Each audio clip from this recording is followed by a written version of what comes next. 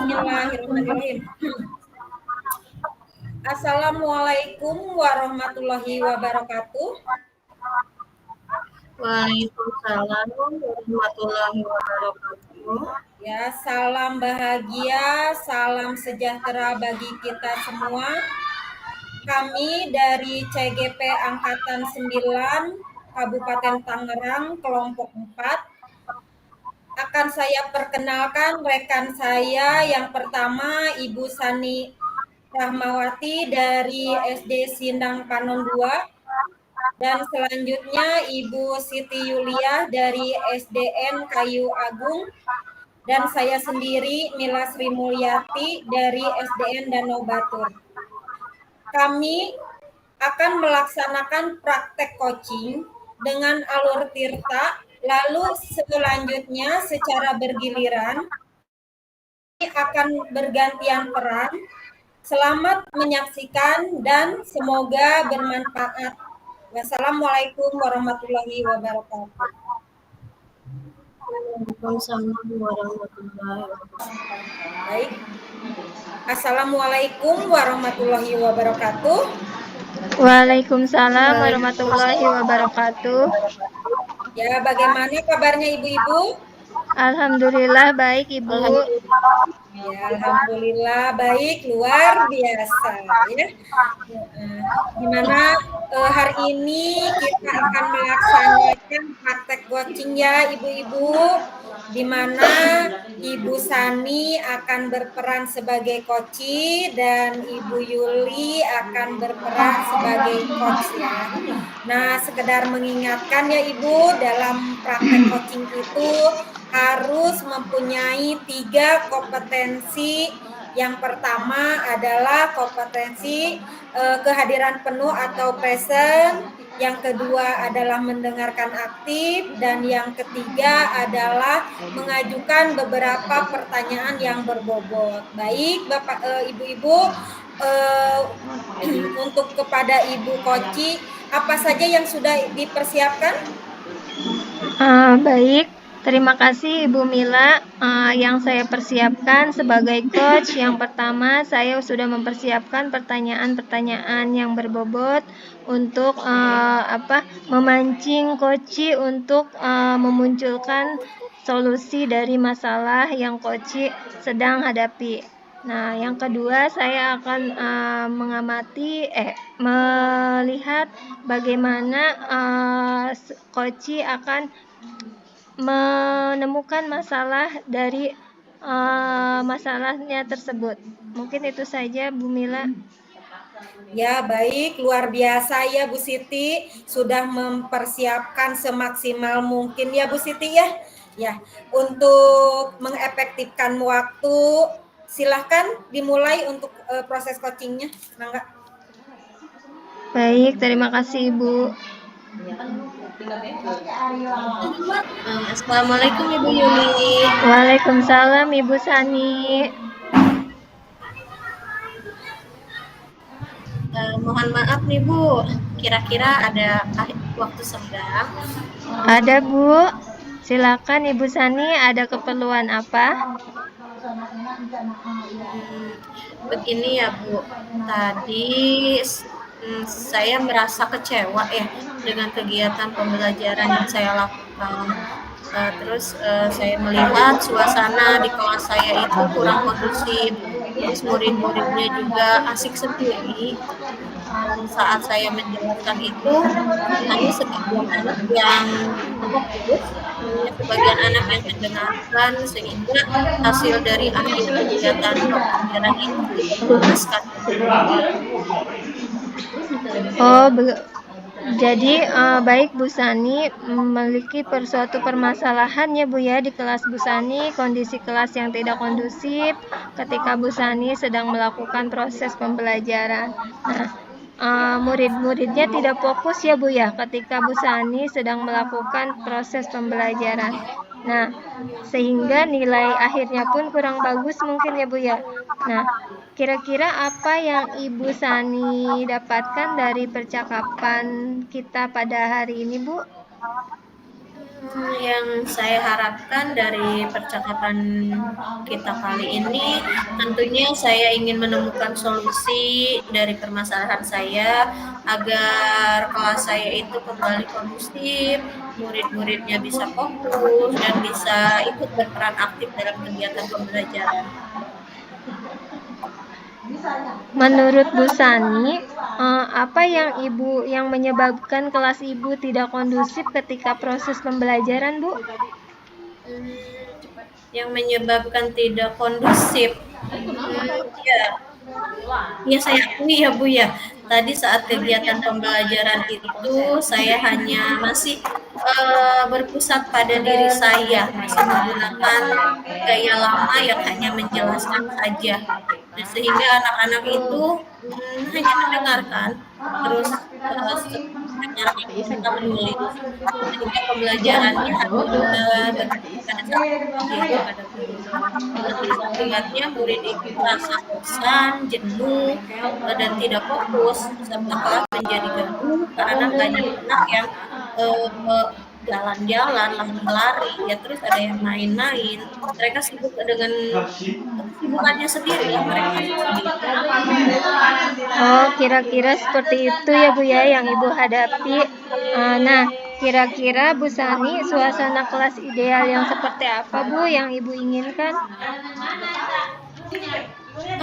Yang ideal ya, kelas ideal yang saya harapkan ya murid-muridnya itu bisa fokus, terus bisa mengikuti pembelajaran secara aktif, mereka itu merasa nyaman, merasa senang belajar dengan saya, terus murid juga bisa ikut berperan aktif, bisa mengikutilah pembelajaran yang saya sampaikan kepada mereka. Iya, berarti menurut Bu Sani,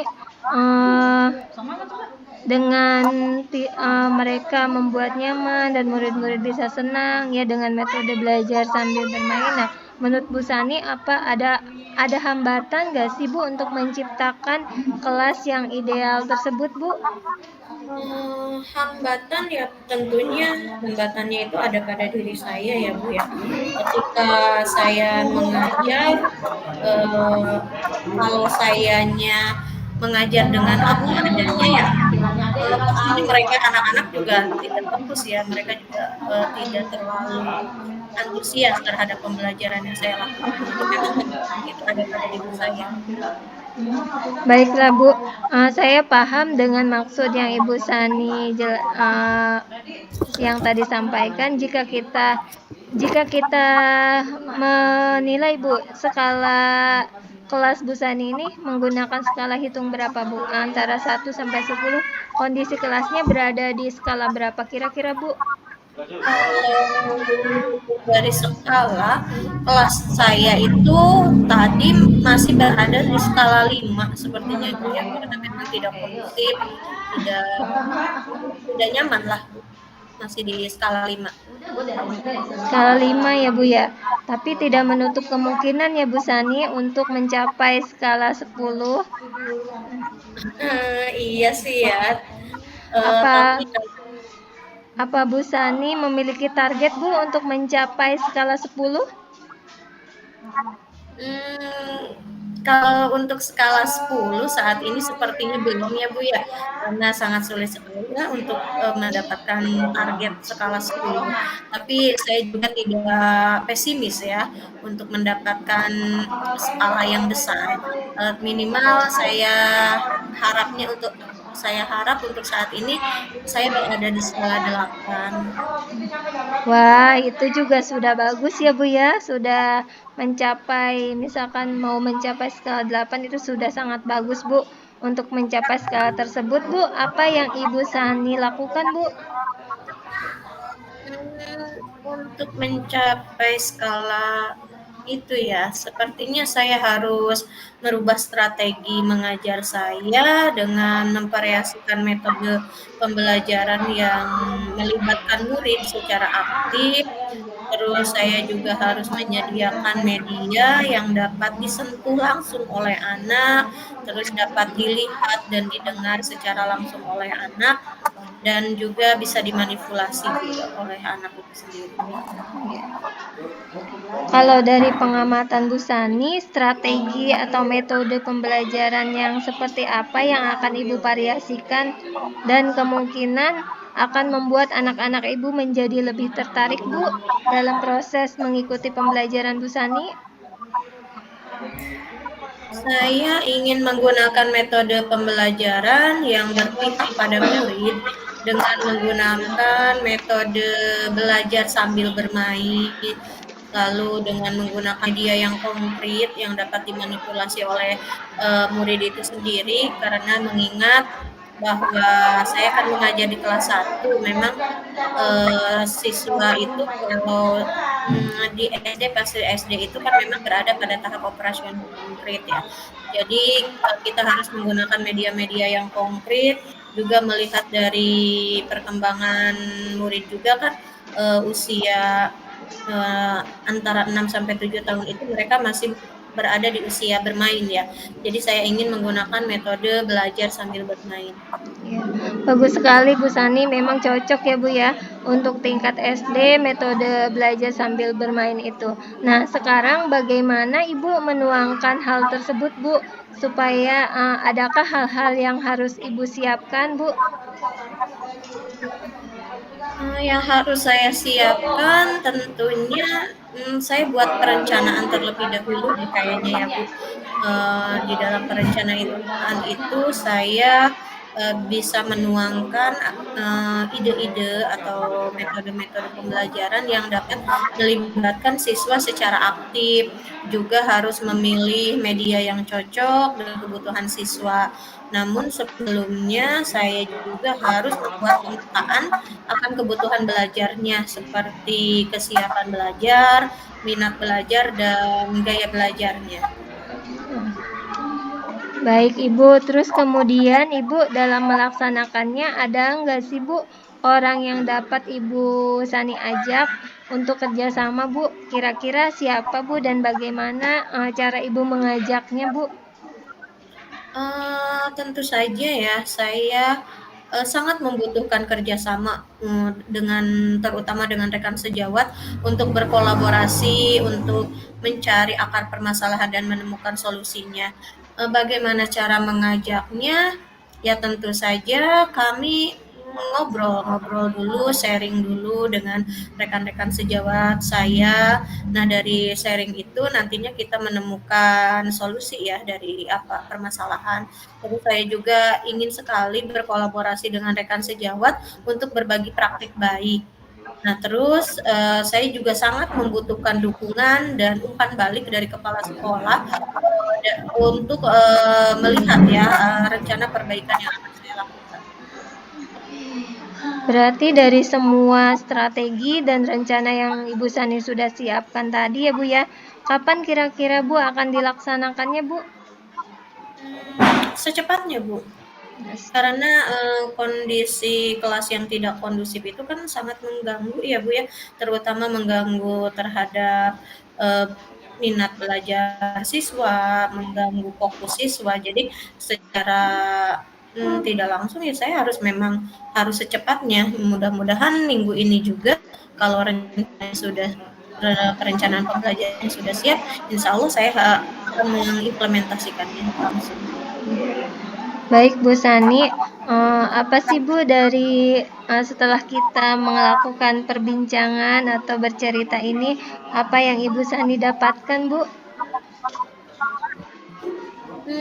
Alhamdulillah ya Bu ya, setelah kita melakukan perbincangan ini saya menemukan ide bahkan solusi ya, bahwa sebelum kegiatan pembelajaran itu memang saya harus membuat perencanaan terlebih dahulu, dan rencana itu memang harus dipersiapkan secara matang dengan memperhatikan kebutuhan belajar siswa, kebutuhan belajar murid, serta juga saya harus mengubah strategi metode mengajar saya juga, lalu saya harus mempersiapkan media yang memang media ini harus menarik minat dari siswa itu sendiri.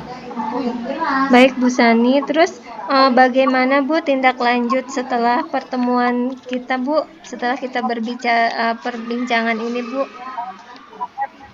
Tindak lanjut ya pastinya tadi saya akan membuat perencanaan ya, kemudian mengimplementasikannya, dan tentu saja setelah itu saya harus merefleksi diri apakah dari perencanaan ini sudah tercapaikah perbaikan yang saya laksanakan. Nah, serta saya juga menutup kemungkinan ya Bu, bahwa saya akan berbincang kembali ya dengan Ibu, akan ada perkembangan atau tidaknya dari perbaikan yang saya lakukan. Mudah-mudahan Ibu bersedia ya Ibu Yuli. Tentu saja Bu Sani, dengan senang hati. Ya, terima kasih Ibu atas waktunya. Baik, terima kasih. Baiklah Bu Sani, sepertinya Bu Sani sudah menemukan solusi ya Bu. Nah, kita akhiri percakapan kita kali ini ya Bu ya. Iya Ibu, terima kasih sekali lagi atas waktunya, atas kerjasamanya Ibu sudah mau mendengarkan curhatan saya. Terima kasih. Sama-sama Ibu Sani. Alhamdulillah percakapannya sangat luar biasa, sangat menarik sekali ya Bu ya, yang sudah dilakukan antara Bu Sani sama Bu Yuli. Dan sekali lagi kegiatan coaching tersebut menurut pengamatan saya ya Ibu, Bu Yuli, tadi permasalahannya tentang minat murid untuk belajar ya sesuai dengan kebutuhan murid ya Ibu ya itu ya. Itu terus setelah saya mengamati, alhamdulillah dari kegiatan coaching itu sudah ada baik sekali, dan sudah melalui alur tirtanya udah terlihat ya Bu ya, dari alur tirtanya sudah terlihat. Dan yang tadi seperti dari tujuannya sudah ada kegiatan pembelajaran yang dilakukan di kelas supaya lebih kondusif gitu ya tujuannya. Dan untuk identifikasi masalah yaitu suasana belajar yang kurang kondusif karena masih menggunakan gaya lama ya Bu ya, dan masih berpusat pada guru, itu yang membuat pembelajaran monoton kali Ibu ya itu ya. Terus untuk rencana Bu Sani ke depannya tadi mau mewujudkan kelas yang ideal, murid yang berfokus mengikuti pembelajaran dengan nyaman, dan murid-murid juga akan merasa senang, bisa aktif, berkolaborasi juga ya dengan rekan sejawat tadi ya untuk mencari solusi apabila ada permasalahan itu ya Bu ya. Terus untuk rencana aksinya akan menggunakan metode yang berpihak pada murid ya Bu ya, yang itu untuk itunya ya. Alhamdulillah sangat luar biasa sekali ya Ibu percakapannya sepertinya, dan Bu Sani juga sudah menemukan solusi atau strategi dari permasalahan yang Ibu Sani hadapi ya. Dan semoga Bu Sani juga dapat mengubah cara belajar yang untuk lebih baik lagi dan keberpihakan kepada murid ya Bu ya. Nah, kita tunggu ya Bu untuk tindak lanjutnya ke depannya ya, semoga aja semuanya terlaksana sesuai harapan ya Ibu ya. Itu ya, demikianlah pengamatan dari saya. Terima kasih Bu Sani dan Bu Yuli. Semoga kegiatan hari ini bermanfaat ya Ibu ya. Itu aja. Terima kasih. Billahi taufiq wal hidayah. Wassalamualaikum warahmatullahi wabarakatuh.